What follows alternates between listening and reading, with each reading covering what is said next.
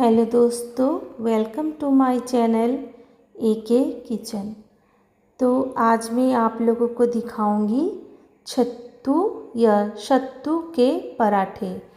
हम लोग इसे बंगला में छातू परोठा कहते हैं।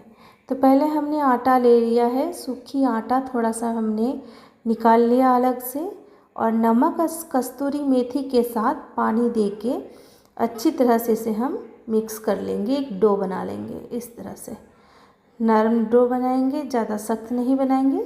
अब इसे हम 10-15 मिनट के लिए ढक के रख देते हैं। तो तब तक हम स्टफिंग सत्तू का तैयार कर लेंगे। तो हमें सत्तू चाहिए, एक बड़ा साइज़ का ऑनियन, धनिया पत्ता, मिर्चा, अदरक, 1-2 कलियां लहसुन की और नींबू। तो सारे चीज़ों को हमने बारीक बारीक काट लिया है। जितना बारीक आप काट सकते हैं उतना बारीक आप काट लीजिएगा। मैंने भी सारे सामग्रियों को बारीक बारीक काट लिया है। तो हमारा सारे मसाले कट के तैयार हैं। अदरक को हमने काटा नहीं है, अदरक को हमने घिसा है, जिससे हम अदरक घिसते हैं। तो अब हम इसमें डाल देंगे सत्तू। आपको जितना लगेगा आप अपना अंदाज से ले लीजिएगा। ऊपर से हमने 2 चम्मच मस्टर्ड ऑयल डाला है, और एक बड़ा साइज़ का नींबू का रस और नमक स्वाद अनुसार, और अजवाइन भी हमने डाला है। मेरे पास हींग ख़त्म हो चुकी थी, आप चाहे तो हींग भी थोड़ा सा ऐड कर सकते हैं, इससे स्वाद और भी अच्छा आएगा। अब पहले हम इसे सूखे को ही मसल के मिक्स कर लेंगे। फिर इसमें अपना पानी थोड़ा थोड़ा देते हुए इतना इसको नरम करना है जिसे आपने आटा को गूँथा है, आटा के समान ही इसे सॉफ्ट करना है। इससे खाने में रोटियां से सत्तू झड़ती नहीं है, निकलती नहीं है, और ये खाने में अच्छा लगता है। रोटी के साथ बिल्कुल चिपक जाती है, इसलिए हम इसे सॉफ्ट, जैसे आटा का डो लगाए हैं वैसे सत्तू का भी डो लगाए हैं। अब हम सत्तू को गोल गोल पेड़े बना लेंगे, और आटा का भी हम गोल गोल पेड़े बना लेंगे। दोनों ही हमारे इक्वल साइज़ के पेड़े बनेंगे। जितने साइज़ के हमने, जितने बड़े आकार में आटा का लोइयाँ बनाई है, वैसे ही हमने सत्तू का भी लोइयाँ तैयार कर ली है। तो हमारे आटा का और सत्तू का दोनों का ही डो से लोइयाँ तैयार है। हम पहले तैयार करके इसे अच्छी तरह से रख लेंगे। अब हम एक लोई के ऊपर या पेड़े के ऊपर हल्का सा आटा देके, सूखा आटा देके, इसे एक छोटे साइज़ में, लगभग पूरी के साइज़ में बेल लेंगे। अब इसके बेल लेने के बाद आप चाहे तो हाथ से भी कर सकते हैं, पर बेलने से ज़्यादा इजी होता है।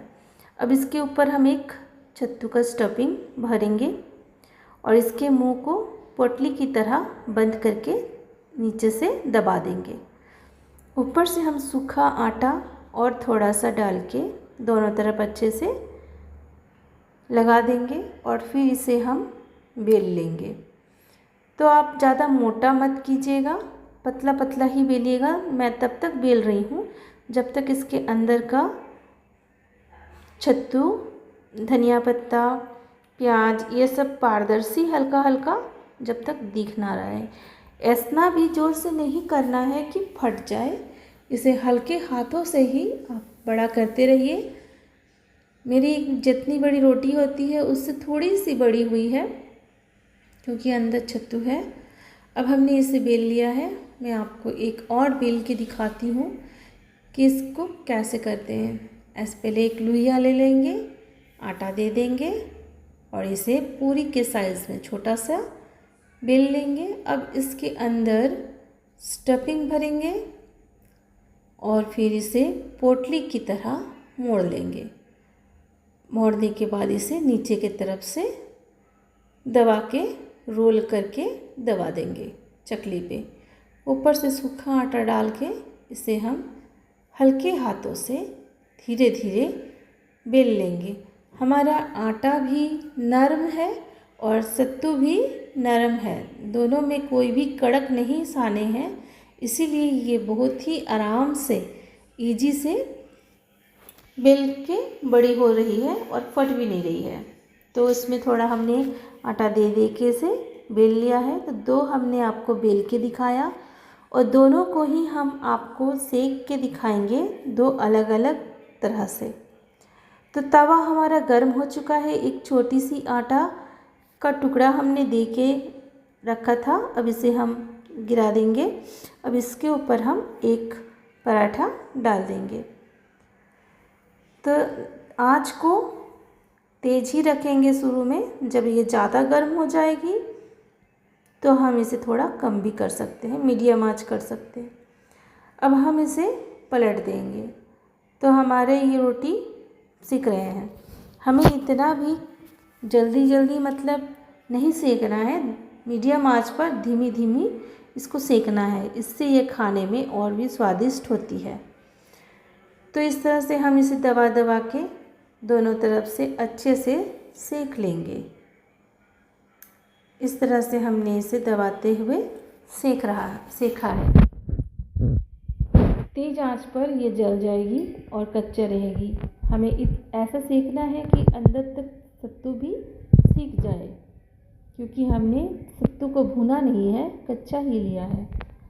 अब ऊपर से हम सादा तेल या रिफाइंड ऑयल डाल के एक तरफ से सेक लेंगे, फिर ऊपर तरफ भी हम रिफाइंड ऑयल या सादा तेल लगा के सेक लेंगे।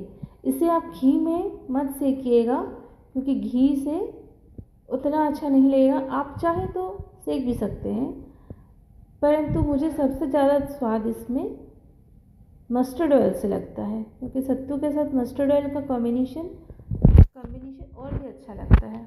तो मैं इसमें सादा तेल से एक सेक के आपको दिखा रही हूँ, और आप चाहें तो घी से भी सेक सकते हो, वो भी अच्छा ही लगता है। तो मैंने इसे दोनों तरफ से अच्छी तरह से कुरकुरा तक सेक लिया है।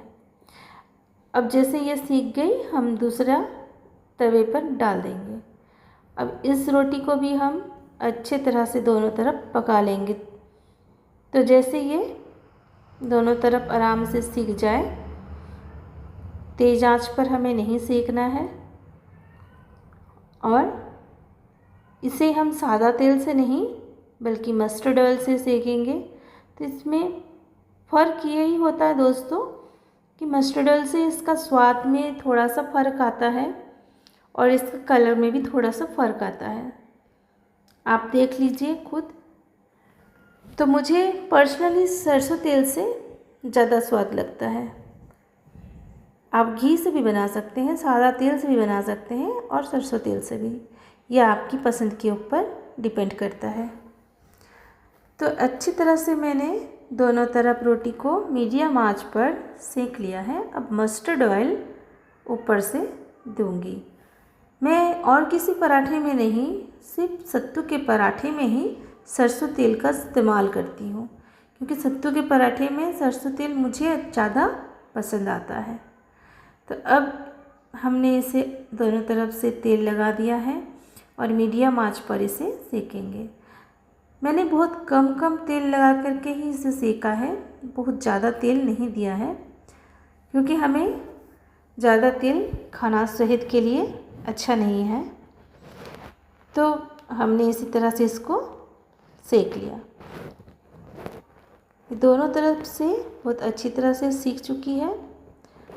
इसका कलर थोड़ा सा येलो में होगा, डार्क होगा, और वाइट वाला तेल से कलर थोड़ा हल्का होगा। तो आपको डिफरेंस दिख रहा होगा दोस्तों, एक पराठे का कलर थोड़ा सफ़ेद में है और एक पराठा थोड़ा येलो में है। तो देख लीजिए ये कैसे लग रही है। तो इसी तरह से हमने अपने दोनों तरह के दो पराठे बना के आपको दिखाए हैं। थैंक यू दोस्तों मेरे साथ बने रहने के लिए।